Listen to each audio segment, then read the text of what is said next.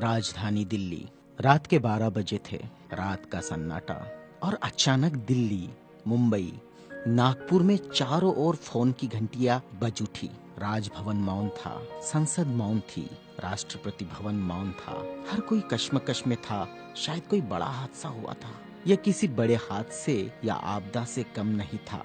कोई अचानक हमें छोड़कर चला गया था, जिसके जाने से करोड़ों लोग दुख भरे आंसुओं से विलाप कर रहे थे। देखते ही देखते मुंबई की सारी सड़कें भीड़ से भर गई। पैर रखने की भी जगह नहीं बची थी मुंबई की सड़कों पर, क्योंकि पार्थिव शरीर मुंबई लाया जाना था और अंतिम संस्कार भी मुंबई में ही होना था। नागपुर, कानपुर, दिल्ली, चेन्नई, मद्रास, बेंगलोर, पुणे, नासिक और पूरे देश से मुंबई आने वाली रेलगाड़ियों और बसों में बैठने को जगह नहीं थी। सब जल्द से जल्द मुंबई पहुंचना चाहते थे और देखते ही देखते अरब सागर वाली मुंबई जनसागर से भर गई। कौन था यह शख्स जिसके अंतिम दर्शन की लालसा में जन सैलाब रोते बिलखते मुंबई की ओर बढ़ रहा था? देश में यह पहला प्रसंग था जब बड़े बुजुर्ग छोटे छोटे बच्चों जैसे छाती पीट पीट कर रो रहे थे। महिलाएं आक्रोश कर रही थी और कह रही थी, मेरे पिता चले गए, अब कौन है हमारा यहाँ। चंदन की चिता पर जब उसे रखा गया तो लाखों दिल रुदन से जल रहे थे।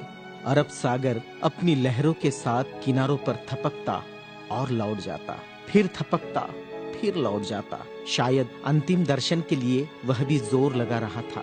चिता जली और करोड़ों लोगों की आंखें बरसने लगी। किसके लिए बरस रही थी ये आंखें? कौन था इन सब का पिता? किसकी जलती चिता को देखकर जल रहे थे करोड़ों दिलों के अग्निकुंड? कौन था यह जो छोड़ गया था इनके दिलों में आंधिया? कौन था वह जिसके नाम मात्र लेने से गरज उठती थी बिजलियां, मन से मस्तिष्क तक दौड़ जाता था ऊर्जा का प्रवाह? कौन था वह शख्स जिसने छीन लिए थे खाली कासे इनके हाथों से और थमा दी थी कलम लिखने के लिए एक नया इतिहास? आंखों में बसा दिए थे नए सपने, ओठों पर सजा दिए थे नए तराने, धमनियों से प्रवाहित किया था स्वाभिमान अभिमान को, दास्यता की जंजीरें तोड़ने के लिए दिया प्रज्ञा का शस्त्र। चिता जल रही थी अरब सागर के किनारे और देश के हर गांव के किनारे में जल रहा था एक स्मशान। हर एक शख्स की आंखों में और दिल में भी जो नहीं पहुंच सका था अरब सागर के किनारे, एक टक देख रहा था वह उसकी प्रतिमा या गांव के उस झंडे को जिसमें नीला चक्र लहरा रहा था, या बैठा था भूख प्यास भूल कर अपने समूह के साथ उस जगह जिसे वो बुद्ध विहार कहता था। क्यों गांव शहर में सारे समूह भूखे प्यासे बैठे थे उसकी चिता की आग ठंडी होने का इंतजार करते हुए। कौन सी आग थी जो वह लगाकर चला गया था? क्या विद्रोह की आग थी या थी वह संघर्ष की आग? भूखे नंगे बदनों को कपड़ों से ढकने की थी आग? असमानता की धज्जियां उड़ाकर समानता प्रस्थापित करने की आग? चवदार तालाब पर जलाई हुई आग अब बुझने का नाम नहीं ले रही थी। धू धू जलती मनुस्मृति धुएं के साथ खत्म हुई थी। क्या यह वह आग थी जो जलाकर चला गया था वह? सारे ज्ञानपीठ, स्कूल, कॉलेज मरुभूमि जैसे लग रहे थे। युवा युवतियों की कलकलाहट आज मौन थी। जिन्होंने हाथ में कलम थमाई, शिक्षा का महत्व समझाया, जीने का मकसद दिया, राष्ट्र प्रेम की ओतप्रोत भावना जगाई, वह युगंधर, वह प्रज्ञा सूर्य काल के कपाल से ढल गया था। जिस प्रज्ञा तेज ने चेहरे पर रोशनियां बखेरी थी, क्या वह अंधेरे में गुम हो रहा था? बड़ी अजीब कश्मकश थी। भारत का महान पत्रकार, अर्थशास्त्री, दूरदृष्टा क्या दृष्टि से ओझल हो जाएगा? सारे मिलों पर ऐसा लग रहा था जैसे हड़ताल चल रही हो। सुबह शाम आवाज देकर जगाने वाली धुआं भरी चिमनियां भी आज चुपचाप थी। खेतों में हल नहीं चला पाया किसान। क्यों? सारे ऑफिस, सारे कोर्ट, सारी कचहरियां सूनी हो गई, जैसे सूना हो जाता है बेटी के विदा होने के बाद बाप का आंगन। सारे खेतीहर मजदूर, किसान असमंजस में थे। ये क्या हुआ? उनके सिर का छत्र छीन गया। वह जो चंदन की चिता पर जल रहा है, उसने ही तो जलाई थी जबरान जोत।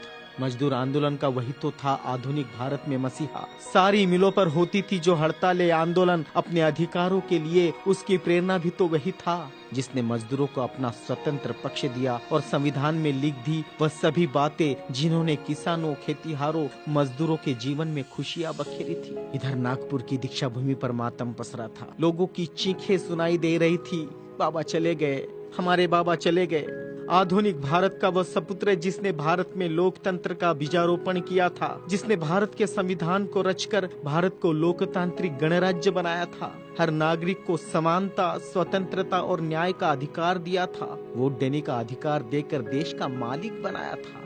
क्या सचमुच वह शख्स नहीं रहा? कोई भी विश्वास करने को तैयार नहीं था। लोग कह रहे थे, अभी तो यहाँ बाबा की सफेद गाड़ी रुकी थी, बाबा गाड़ी से उतरे थे सफेद पोशाक में, देखो अभी तो बाबा ने पंचशील दिए थे। 22 प्रतिज्ञाओं की गूंज अभी आसमान में ही तो गूंज रही थी।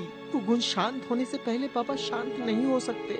भारत के इतिहास ने नई करवट ली थी। जनसैलाब मुंबई की सड़कों पर बह रहा था। भारतीय संस्कृति में तुच्छ कहलाने वाली नारी, जिसे हिंदू कोड बिल का सहारा बाबा ने देना चाहा और फिर संविधान में उसके हक आरक्षित किए, ऐसी माँ बहनें लाखों की तादाद में स्मशान भूमि पर थी। यह भारतीय सड़ी गली धर्म परंपराओं के मुंह पर एक जोरदार तमाचा था, क्योंकि जिन महिलाओं को स्मशान जाने का अधिकार भी नहीं दिया, ऐसी 3 लाख महिलाएं बाबा के अंतिम दर्शन को पहुंची थी, जो अपने आप में एक विश्व विक्रम था। भारत का यह युगंधर, संविधान निर्माता, प्रज्ञा तेज, प्रज्ञा सूर्य, महासूर्य, कल्प पुरुष नव भारत को नवचेतना देकर चला गया।